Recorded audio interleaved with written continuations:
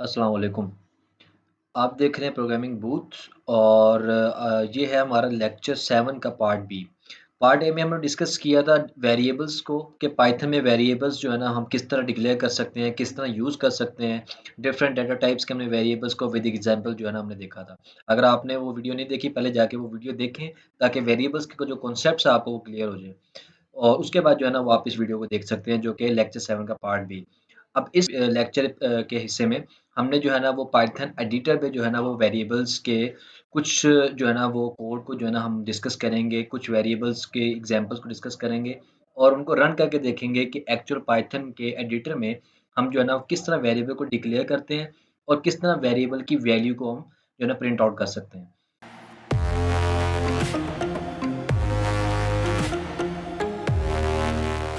तो सबसे पहले आप ये देख सकते हैं मैंने जो है ना कुछ वेरिएबल्स को यहाँ पे डिक्लेयर किया हुआ है, लिखा हुआ है। तो अब सबसे पहले यहाँ पे आप देख सकते हैं कि सीजीपीए के नेम से मैंने एक वेरिएबल को यहाँ पे डिक्लेयर किया हुआ है। अब ये हमारे पास एक फ्लोट डाटा टाइप का हमारे पास वेरिएबल है, ठीक है? इसी तरीके से मैंने मार्क्स के नेम से एक वेरिएबल को यहाँ पे डिक्लेयर किया हुआ है। सेम एज़ जो है ना मैंने नीचे जो ग्रेड के नेम से एक वेरिएबल को जो है ना वहाँ पे डिक्लेयर किया हुआ है जो कि एक स्ट्रिंग टाइप का जिसमें ए प्लस की वैल्यू मैंने की हुई है। अब यहाँ पे आप देख सकते हैं पास के नेम से मैंने ट्रू वैल्यू जो है ना वो यहाँ पे मैंने असाइन की हुई है। अब ट्रू वैल्यू का क्या मतलब आप ये देख सकते हैं कि ट्रू जो है उसका कलर चेंज है। हमने जो है ना डिस्कस किया था पिछले वीडियोज़ में आप जो अगर जाएँ वहाँ पे हमने डिस्कस किया था कि अगर किसी पास वैल्यू का कलर अगर चेंज हो जाता है एडिटर में तो इसका मतलब ये है कि वो एक कीवर्ड है। अब हमारे पास ट्रू एक कीवर्ड है। अगर आप ट्रू या फ़ॉल्स का कीवर्ड अगर किसी भी वेरिएबल में असाइन करते हैं इसका मतलब आप बूलियन डेटा टाइप का एक वेरिएबल असाइन कर रहे हैं या डिक्लेयर कर रहे हैं। इसी तरीके से मैंने फेल के नाम से एक मैंने यहाँ पे एक वेरिएबल जो कि बूलियन डेटा टाइप का वो यहाँ पे डिक्लेयर किया हुआ है। और एक इन लास्ट जो है ना मैंने कॉम्प्लेक्स वेरिएबल जो है ना यानी कि कॉम्प्लेक्स वेरिएबल के नाम से एक एक वेरिएबल को मैंने यहाँ पे डिक्लेयर किया हुआ है और उसमें एक वैल्यू असाइन की हुई है। हमने कॉम्प्लेक्स वेरिएबल को भी पिछले वीडियो के पिछले हिस्से में डिस्कस किया कि कॉम्प्लेक्स वेरिएबल एक्चुअली क्या होते हैं। अब ये एक रेयर किस्म के जो है ना हमारे पास ये वेरिएबल्स डाटा टाइप्स के होते हैं। अब आप ये देख सकते हैं हमारे पास कि अब मैं क्या करता हूँ, मैं सबसे पहले इन सब को जो है ना मैं डिक्लेयर कर लेता हूँ। अब डिक्लेयर करने का क्या तरीका होता है, हमने हमने ये चीज़ सीखी थी कि अगर हमने जस्ट सिलेक्टेड लाइन जिसको मैं सिलेक्ट कर रहा हूँ, अगर मैंने उसको रन करना है तो मैं जस्ट इस बटन पे क्लिक करूँगा। अब आप देख सकते हैं यहाँ पे कंसोल में कि ये हमारे पास जो भी हमने लाइन जिन लाइन ऑफ कोड को हमने सिलेक्ट किया था वो हमारे पास लाइन क्या हो गई है वो डिक्लेयर हो गई है या वो इंटरप्रेटर ने उसको जो है ना वो रन कर दिया। अच्छा, अब मैं क्या करना चाह रहा हूँ, अब मैं क्या करूँगा, मैं चाह रहा हूँ कि मैंने जो ये वेरिएबल्स में जो वैल्यूज़ जो मैंने असाइन की थी, अब मैं इनको प्रिंट आउट करना चाह रहा हूँ। अब मैं क्या करता हूँ, मैं थोड़ा-सा अब नीचे जाता हूँ। अब आप ये देख सकते हैं मैंने जितने भी वेरिएबल्स को मैंने यहाँ पे डिक्लेयर किया है, वहाँ मैंने सबकी वैल्यूज़ को जो है ना मैंने यहाँ पे प्रिंट के फंक्शन में ताकि वो जो है ना वो आउटपुट में हमें वो वैल्यू दे सकें जो हमने वेरिएबल में असाइन की हैं। तो मैंने यहाँ पे अब आप ये देख सकते हैं। अभी आप देखें कि प्रिंट मैंने फर्स्ट वैल्यू जो है ना वो मैंने क्या लिखा हुआ है। अब एक चीज़ यहाँ पे याद रखें जो कि शायद आपके लिए नहीं है, वो ये है कि अगर आप प्रिंट के फंक्शन में डबल कोट्स में कोई भी चीज़ लिखते हो एज़ इट इज़ आती है, बल्कि हमने ये डिस्कस भी की है पिछले लेक्चर्स में।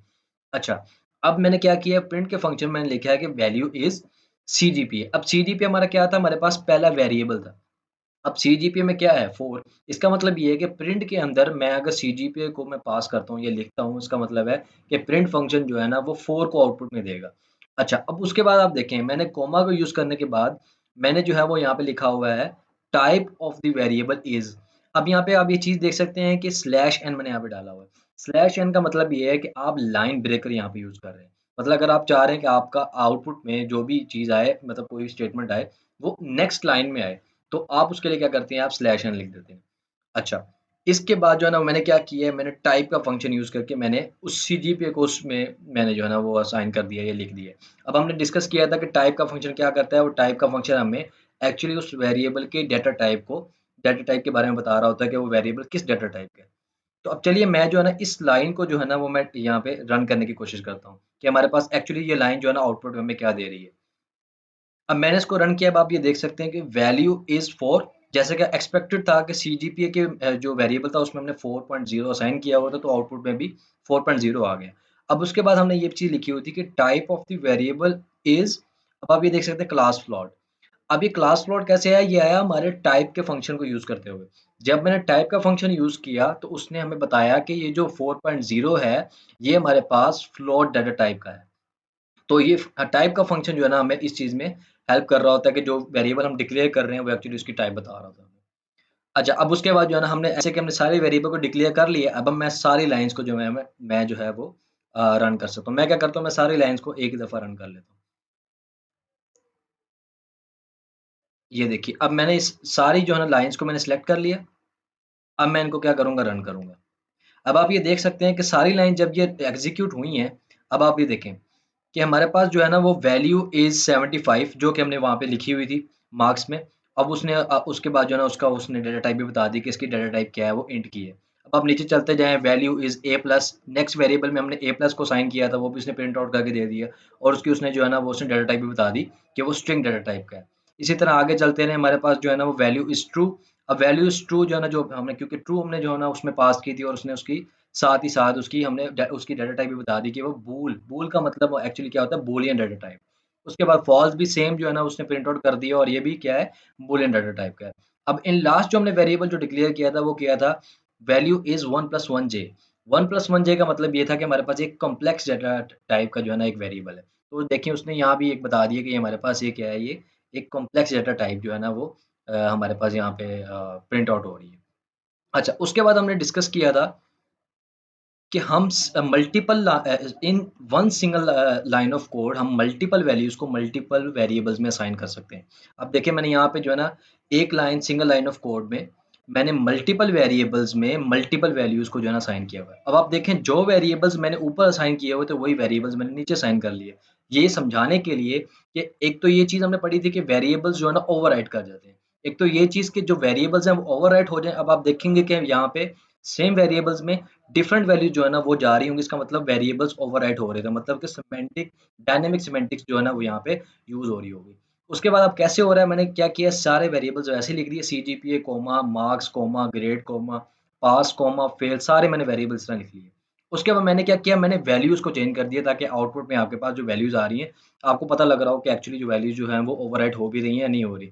अच्छा, अब मैंने क्या किया, 5.0 डाल दिया, 80, अब मैंने डिफरेंट यहाँ पे वैल्यूज़ मैंने असाइन कर दी। अब आप ये चीज़ का ख़्याल रखिएगा कि जो वैल्यू आप जिस वेरिएबल में डालना चाह रहे हैं, आपने उसी सीक्वेंस में जो है ना वो यहाँ पे डालनी है। जैसा कि आप देखें यहाँ पे सीजीपीए में अब क्या चीज़ असाइन नहीं हुई है, सीजीपीए में हमारे पास असाइन हुई है 5.0। इसी तरीके से आपने सीक्वेंस में जो है ना इसको असाइन करना है। अब मैं क्या करता हूँ, मैं जो है ना इस लाइन ऑफ कोड को मैं रन कर देता हूँ। मैंने इस लाइन ऑफ कोड को रन किया। अब क्या किया जी, आप इस कंसोल में आप देखें, कंसोल में क्या हुआ कि ईच लाइन ऑफ वेरिएबल अब दोबारा डिक्लेयर हो गया और दोबारा उसमें वैल्यूज़ न्यू वैल्यूज़ असाइन हो गई हैं। अब मैं दोबारा जो है ना क्या करता हूँ, इन सारी जो है ना लाइन्स को जो मैं रन करके देखता हूँ। मैंने इनको जो है ना रन किया, अब आप देखें ज़रा, जब मैंने इनको रन किया, अब आप देखें कि हमारे पास वैल्यू इज़ 5.0। अब जैसे कि मैंने जो न्यू वैल्यू मैंने डाली थी वो 5.0 डाली थी। वो 5.0 जो है ना वो आउटपुट में आ गई और उसने उसकी क्लास भी सेम बता दी है कि फ्लोट टाइप का है। इसी तरीके से जो नई वैल्यू मैंने जो है ना वो असाइन की थी 80, बी प्लस, ये सारी की सारी जो नई वैल्यूज़ हैं वो ओवरराइड भी हो गई हैं और हम एक सिंगल लाइन ऑफ कोड में मल्टीपल वैल्यूज़ को मल्टीपल वेरिएबल में असाइन भी कर सकते हैं। तो ये हम यहाँ पे इम्प्लीमेंटेशन में हम देख सकते हैं, जैसा कि जो है ना कंसोल हमें दिखा रहा है। अब उसके बाद हमने एक और चीज़ पढ़ी थी, वो क्या पढ़ी थी कि सिंगल लाइन सिंगल या सेम वैल्यू को मल्टीपल वेरिएबल में भी हम जो है ना असाइन कर सकते हैं। जैसे मैंने यहाँ पे लिखा है एवरेज, मिड पॉइंट और मीन को 65.5 जो विद जो है ना मैं वो असाइन कर रहा हूँ। अब मैं क्या करता हूँ, मैं इसको पहले डिक्लेयर कर लेता हूँ या असाइन कर लेता हूँ। अब क्या हुआ कि 65.5 जो है वो एवरेज, मिड पॉइंट और मीन के जो वेरिएबल्स हैं उनमें असाइन हो चुका है। अब मैं क्या करता हूँ कि मैं उसको जो है ना वो मैंने एक लाइन ऑफ कोड स्पेसिफिकली इसके लिए लिखा हुआ था ये, तो मैं उसको जो है ना रन करके देखता हूँ। अब मैं इसको रन करता हूँ जी। अब आप ये देख सकते हैं कि हमारे पास first value 65.5, second value 65.5, third value 65.5। अभी ऐसा क्यों हुआ? ऐसा इसलिए हुआ कि मैंने जो है ना एवरेज को भी प्रिंट किया हुआ था, मतलब एवरेज को भी प्रिंट किया, फंक्शन में लिखा हुआ था, मिड पॉइंट को भी लिखा हुआ था और मीन को भी लिखा हुआ था। और मैंने जो ना एवरेज को फर्स्ट वैल्यू कह दिया था, मिड पॉइंट को सेकंड वैल्यू कह दिया था और जो हमारे पास मीन है उसको थर्ड वैल्यू कह दिया था। अब इससे ये साफ ज़ाहिर हो रहा है कि जो 65.5 जो वैल्यू है वो हमारे पास तीनों जो हमारे पास वेरिएबल उसमें असाइन हो चुकी है और सक्सेसफुली जो है ना वो हमारे पास जो प्रिंट आउट भी हो रही है। तो ये जो है ना इस तरह जो है ना हम वेरिएबल्स को जो है ना वो हम पाइथन के लैंग्वेज में हम जो है ना इंटरप्रेटर में हम लिख सकते हैं, डिक्लेयर कर सकते हैं, डिफरेंट डाटा टाइप्स के वेरिएबल्स को यूज़ कर सकते हैं। अच्छा, उसके बाद हमने एक और चीज़ पढ़ी थी, कांस्टेंट्स। मैंने यहाँ पे कुछ कांस्टेंट्स लिखे हुए हैं, मैं ऐसे करता हूँ, इनको जो है ना रन करके देख लेता हूँ पहले। मैंने इनको रन किया, मतलब कि अब दोनों कांस्टेंट में जो है ना वो ये वैल्यू चली गई है।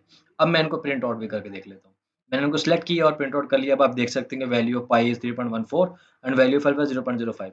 जैसा कि मैंने बताया कि इसका मतलब ये नहीं है कांस्टेंट्स का कि आप इसकी वैल्यू चेंज नहीं कर सकते। इनकी वैल्यूज़ भी ओवरराइड हो सकती हैं, ये भी एक सिंपल वेरिएबल्स हैं, आप इनको चेंज कर सकते हैं। लेकिन कांस्टेंट्स हम इसलिए लिखते हैं कि हम अगर हम इसके कांस्टेंट का जो आइडेंटिफायर है, अगर हम उसको कैपिटल लेटर्स में लिखते हैं तो प्रोग्रामर के लिए अंडरस्टैंडेबल है कि हमने इसके वैल्यू को पूरे प्रोग्राम में हमने चेंज नहीं करना।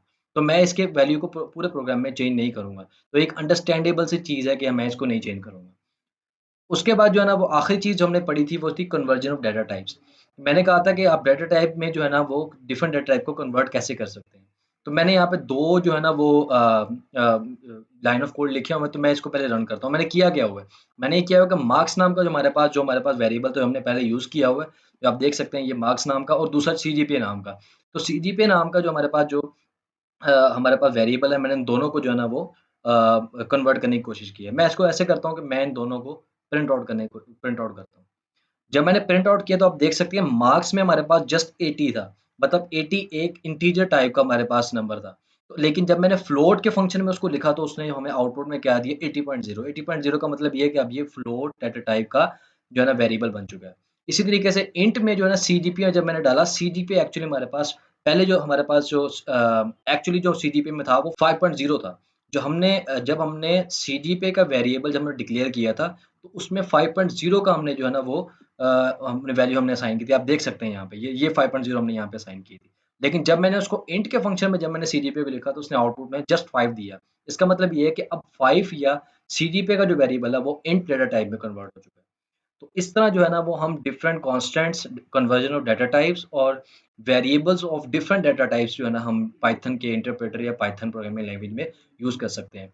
आप जो है ना इसको अच्छे तरीके से समझ लें क्योंकि वेरिएबल्स एक बहुत इंपॉर्टेंट कॉन्सेप्ट है प्रोग्रामिंग लैंग्वेज में या पाइथन प्रोग्रामिंग लैंग्वेज क्योंकि वेरिएबल्स को ही हम कंसिस्टेंटली जो है ना वो यूज़ कर रहे होंगे अपने आने वाले कॉन्सेप्ट्स में। तो उम्मीद है कि अब भी आपको जो है ना ये चीज़ समझ आ गई होगी कि वेरिएबल्स क्या होते हैं, किस तरह हम उनको पाइथन प्रोग्रामिंग लैंग्वेज में या पाइथन एडिटर में यूज़ कर सकते हैं। इंशाल्लाह हम आगे जो है ना वो और कॉन्सेप्ट्स को यूज़ करेंगे, एक्सप्रेशंस को देखेंगे और डिफरेंट ऑपरेटर्स को हम देखेंगे कि पाइथन में ऑपरेटर्स एक्सप्रेशंस को हम किस तरह जो है ना लिख सकते हैं और किस तरह जो हम उनको यूज़ कर सकते हैं। तो तब तक के लिए अल्लाह हाफ़िज़।